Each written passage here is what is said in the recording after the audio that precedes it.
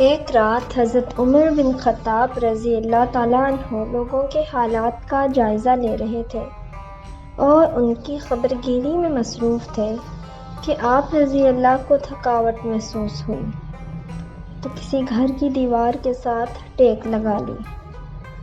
آپ نے سنا کہ ایک عورت اپنی بیٹی سے کہہ رہی ہے کہ بیٹی جاؤ اٹھو اور دودھ میں پانی ملا دو۔ بیٹی نے کہا اماں کیا آپ کو معلوم نہیں کہ امیر المومنین حضرت عمر بن خطاب رضی اللہ نے اس سے منع کیا ہے۔ اس نے کہا اے بیٹی جاؤ بھی اور دودھ میں پانی ملا دو۔ عمر رضی اللہ تو ہمیں نہیں دیکھ رہے۔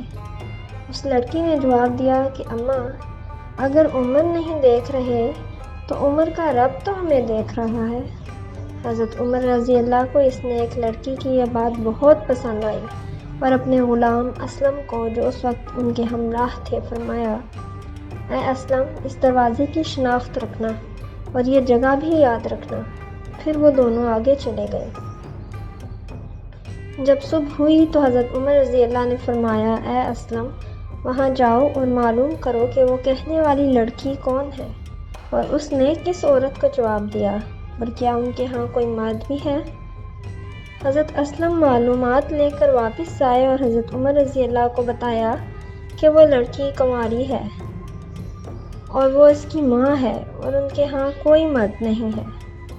حضرت عمر رضی اللہ نے اپنے بچوں کو بلایا اور ان کو حقیقت حال سے آگاہ کیا۔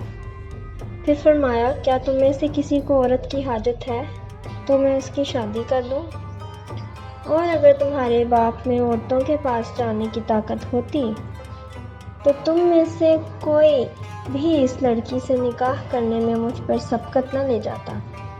حضرت عبداللہ رضی اللہ نے کہا کہ میری تو بیوی ہے۔ حضرت عبد الرحمن نے کہا کہ میری بھی بیوی ہے۔ حضرت عاصم رضی اللہ نے کہا کہ ابا جان میری بیوی نہیں ہے، آپ میری شادی کر دیں۔